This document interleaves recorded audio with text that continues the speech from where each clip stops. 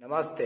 अभी अभी आकांक्षा दुबे के मां ने समर सिंह पर कर दिया है एफआईआर, क्योंकि उनका कहना है कि मेरी बेटी फांसी नहीं लगा सकती, समर सिंह ने मरवाया है। अब ये बात पे कितने सच्चाई है ये ना मैं बता सकता हूँ ना ये पब्लिक बता सकती है। पुलिस प्रशासन काम कर रही है अपना, और जैसे ही कुछ अपडेट निकल के आता है दूंगा। और ये उनका माँ का ये कहना है कि मेरी बेटी पार्टी से आई, पार्टी से कोई आकर फांसी लगाता है।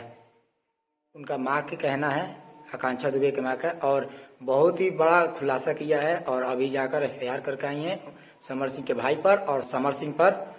ये कहाँ तक सही है ये पुलिस प्रशासन ही बता सकता है। और भी ऐसे बहुत सारे बातें हैं जो कि आकांक्षा दुबे के माँ ने कहा, और वो बोल रही थी कि ये मूवी करवाते थे, गाना करवाते थे, और सारे गाना मूवी करवा कर पैसा भी नहीं देते थे। बहुत झगड़ा भी इन दोनों के बीच होता था, और ऐसे बहुत सारे बात हैं। और अपडेट निकल कर आता है, मैं आपको बताता हूँ। चलिए मिलते हैं, फिलहाल अपडेट आने दीजिए।